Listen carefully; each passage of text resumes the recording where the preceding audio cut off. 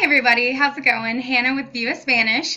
Today I'm going to talk about the binder that you're going to receive. You're going to get one per school where you are working, and the binder is really going to be your go-to resource, the most important thing that we provide to you.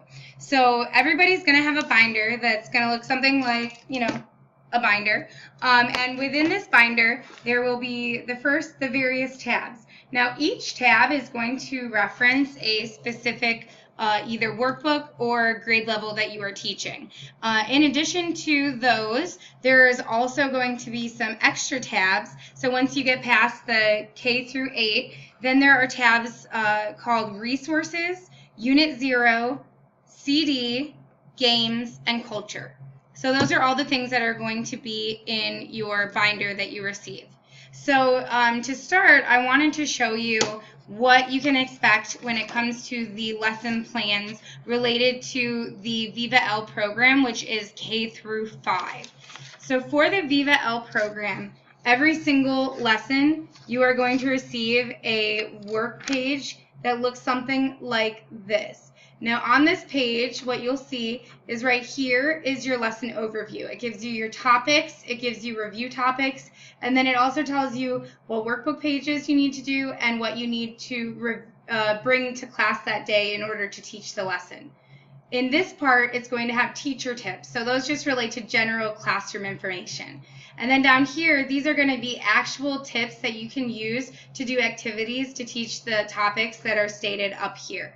This is actually going to be the mini versions of the workbook pages that you're going to be doing with your students.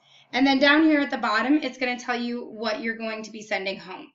Now, as I've told many of you already, my goal when designing this was that I wanted to give you everything you need to create and teach a lesson, but I don't want to dictate how you have to teach your lesson. You are a teacher, and every teacher is a little bit different with their style and their activities that they like. Some teachers like to get super creative. Some teachers prefer to do all music. And you know what? At the end of the day, if the kids are enjoying it and having a good time, I want you to do whatever you're most comfortable with. So that's why we left on that lesson plan the space for you to jot down what you specifically plan to do. Also, these are all recommendations of activities that you can do, but nowhere is there any mandate that those are all you can do. If you find something that you really like and you want to try with the kids, go for it. And just keep in mind that I want you to post it on Teacher Talk if it works. The bottom of that lesson planning page is going to relate to the grading, so I'll tell you more about that in a later module.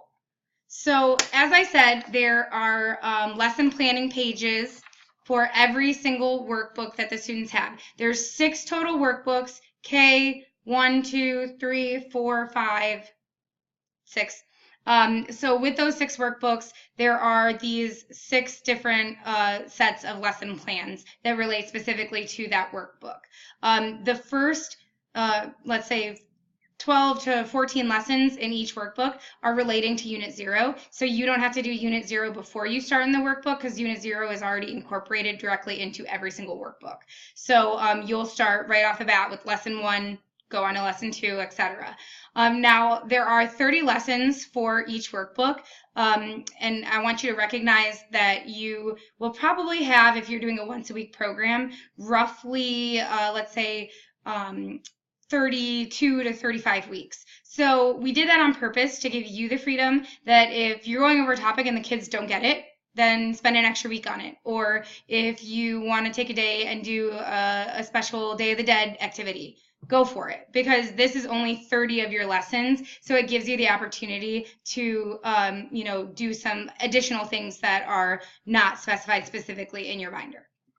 Okay, so in the Resources, which is the first tab after the lesson plans in your binder, you're going to find a few different things.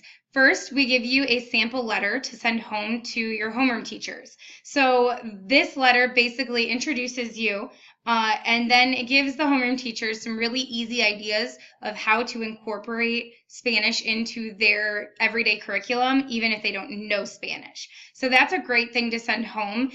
You can either fill it in, there's a line where you can write your name, or if you want to type it up so it's all just one. That's a great thing, though, to introduce yourself to the staff that you're going to be working with and really, try to emphasize the partnership that you're going to have with their students. So, to help them to realize that you are working with them and you are not just the babysitter so that they can go have a planning break, because sometimes teachers feel that way.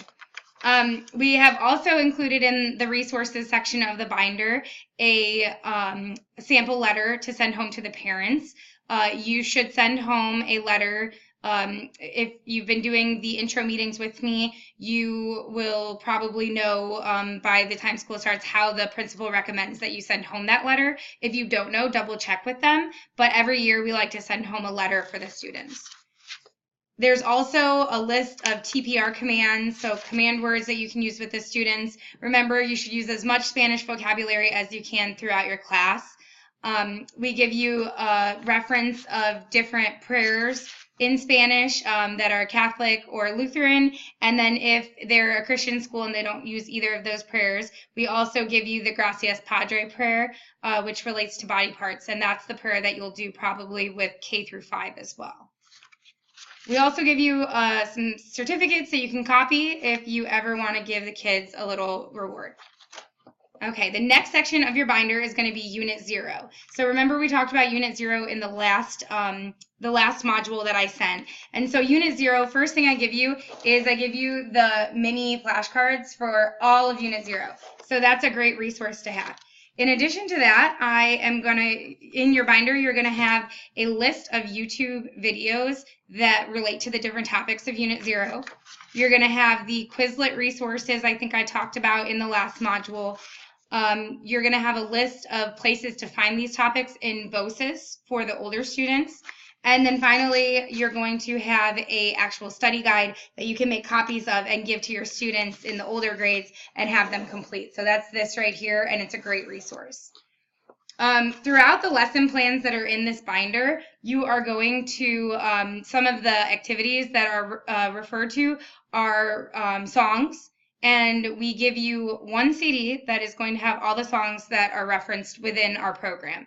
So in that CD, we will give it to you with all of the songs, and they'll be in the correct order so that when the lesson plan says use song number 1, Me Amo, and then song number 1 on your CD is Me Amo.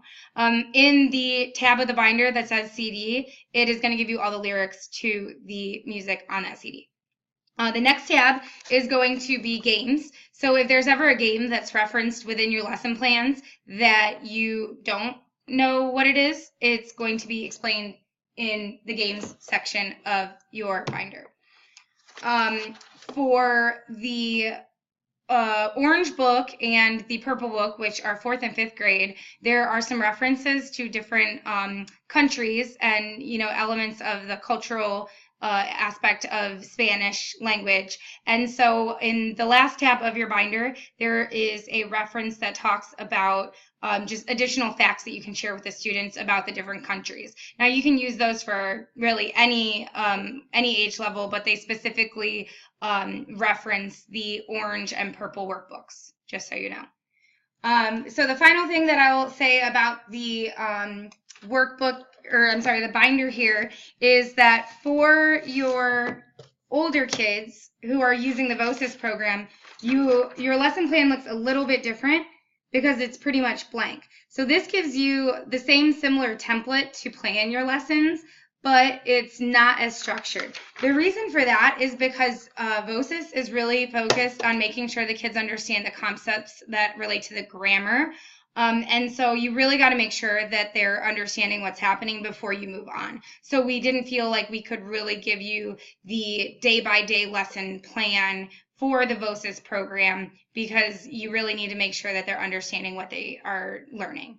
Some of the teachers will be using a program called OLA, with their students. If that is the case, then you would also have these more blank lesson plans. Also, if you are doing preschool, you will have these blank lesson plans, and I will work with you. But preschool is primarily going to focus the full year on activities that are all about Unit 0. All right, so that is it for this module. Sorry to keep you so long, but I'm going to post this right now, and I will be in touch soon. If you have questions, give me a call.